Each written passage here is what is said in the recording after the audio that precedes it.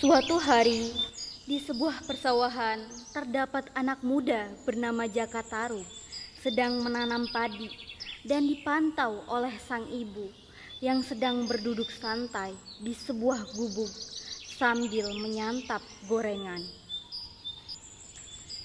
Dengan semangat tinggi, Jaka Tarub mencangkul dan menanam padi. Tak lama, ibunya menyuruh Jaka Tarub beristirahat sejenak. Jaka, sini nak istirahat sebentar, kasihan kamu capek. Iya, Bu.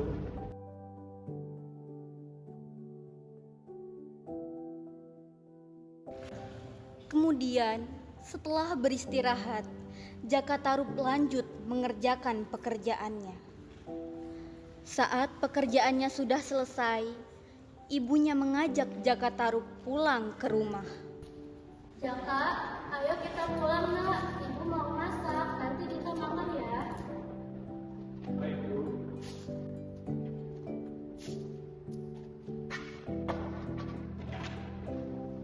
Oh iya Jaka, ibu lupa stok makanan kita sudah habis. Pergilah ke hutan nak, cari sesuatu untuk kita makan.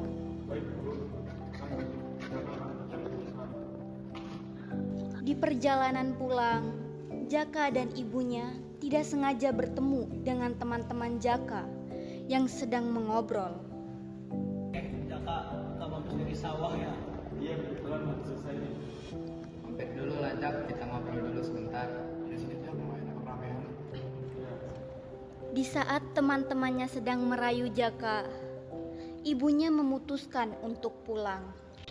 Jaka, ibu pulang dulu ya, kamu jangan lupa berburu, hati-hati. Iya, Bu. Teman-teman, maaf ya, saya disuruh berburu ibu saya. Saya duluan ya. Iya, Jaka. Jadi, Jak.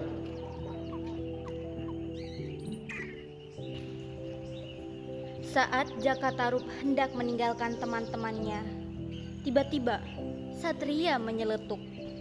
Kalian pada tahu gak sih?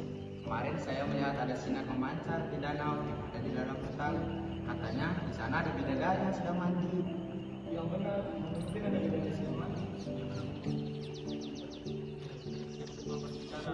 Iya, mana ada bidadari di sana?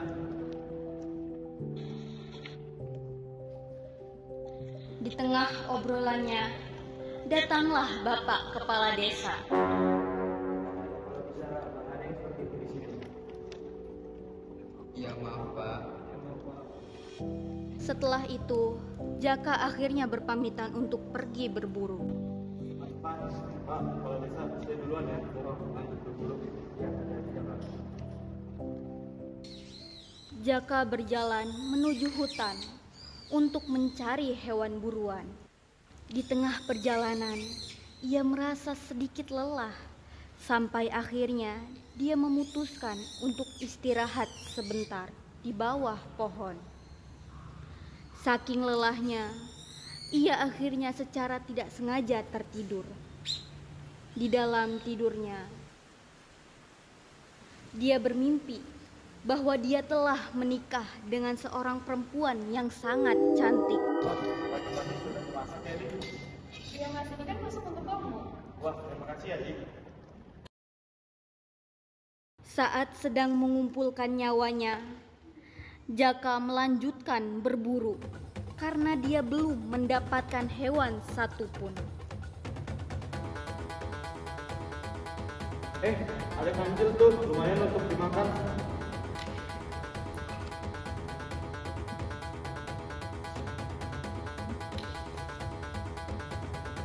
Wah, lumayan nih dapat kancil untuk dimakan.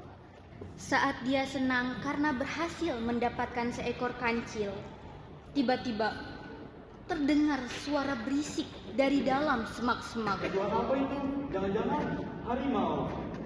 Benar saja dugaan dia, itu adalah suara yang berasal dari harimau yang sedang mengintai Jaka karena menginginkan kancil hasil buruannya. Sekeras apapun Jaka mencoba melarikan diri, tetap saja kalah dan akhirnya seekor kancil tersebut berhasil direbut oleh harimau. Sudah capek-capek mencari kancil, malah dicuri oleh harimau. Berarti aku harus mencari lagi nih. Tapi sebentar, aku ingin istirahat di bawah pohon ini.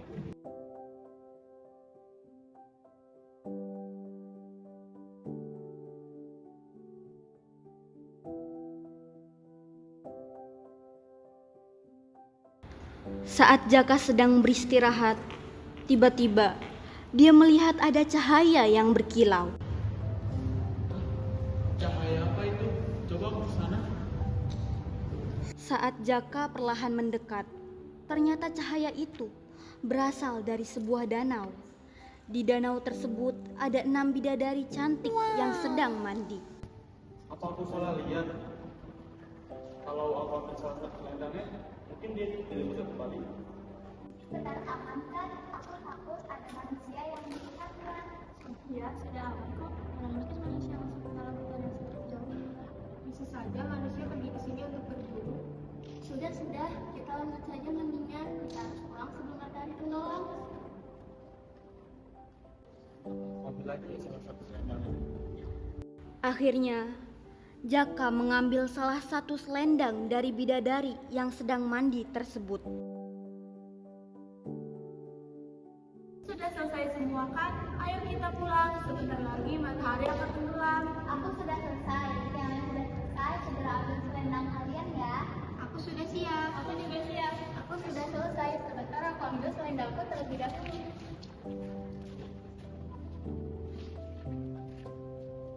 Kalian melihat selendangku tidak? Coba cari lagi teman-teman. Mungkin kamu lupa tempat di mana kamu menaruh selendang. Tidak, aku ingat betul. Aku menaruh selendang di sini. Ayo cepat, lagi sudah mau gelap.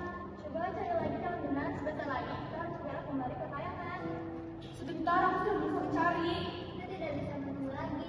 Lihat, langit sudah gelap. Iya, ayo cepat. Ayo pulang sekarang. Sebentar, aku sudah bisa mencari. Kita harus segera pulang. Bahkan kalau pulang saat langit sudah gelap. Ayo pulang. Maafkan kami adikku, hukum kayangan bersifat mutlak dan tidak bisa ditawar.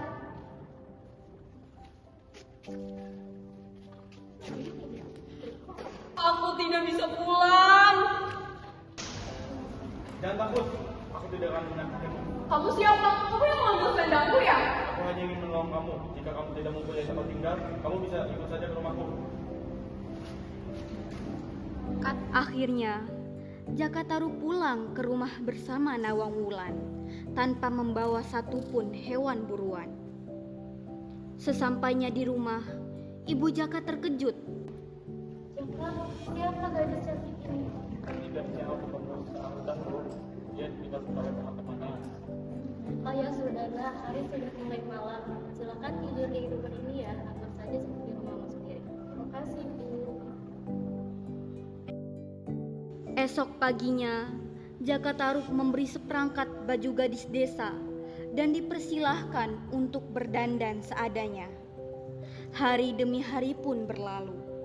Wulan memaklumi dirinya yang kehilangan selendangnya itu. Selama Nawang tinggal di rumah Jaka, tidak pernah ada rasa curiga dalam diri Nawang Wulan terhadap Jaka Tarub.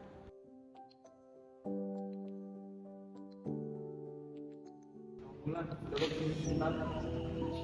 Iya, ada apa? Dan kamu tinggal di sini. Suasana rumah jauh lebih hangat dan rasanya berbeda.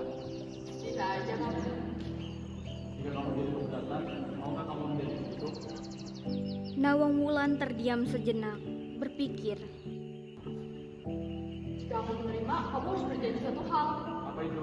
Jangan membuka satu panci itu saat aku sedang memasak. Hanya itu. Iya. Ya, aku berjanji. Baiklah, aku terima lamaranmu. Wah, terima kasih Nawang Wulan. Setelah beberapa tahun bersama, mereka dikaruniai seorang putri yang cantik bernama Nawangsi. Hidup mereka bahagia dan tidak pernah kelaparan. Beras melimpah dan makanan lebih dari cukup. Ya, kenapa baik? Sejak gadis itu datang, kenapa rumahmu jadi aneh? Beras di rumah juga nggak pernah habis. Ya, kamu pakai ilmu apa sejak? Kenapa bisa begitu sih, Jak? Benar lagi, Jak. Enggak, dia hanya membantu memasak. Ya, iya. pulang dulu aja. Ini duluan ya.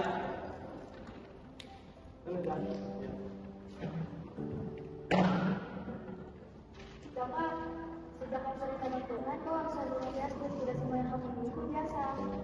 Ya.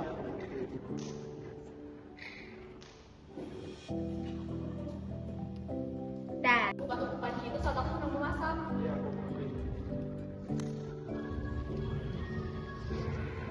Suatu hari, Jaka penasaran. Apa sih yang sebenarnya dilakukan? Kenapa kapsul tidak pernah habis? Ia membuka tutup panci. Hah? Hanya satu butir siang?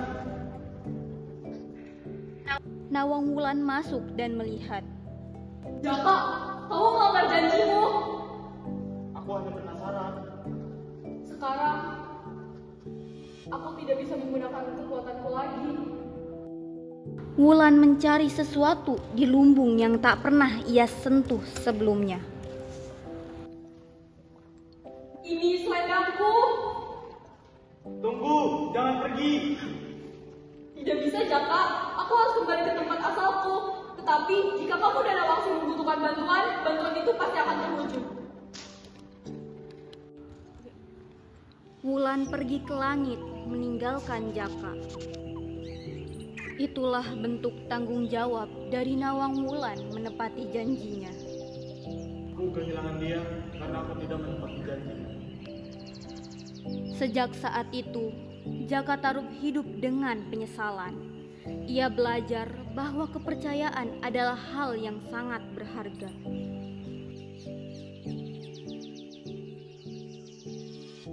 Pesan moral dari cerita ini, kita harus mewujudkan cita-cita kita.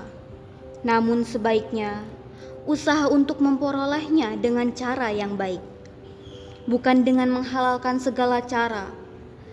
Jika kita menghalalkan segala cara, maka hasil akhir yang kita peroleh pun tentu tidak baik.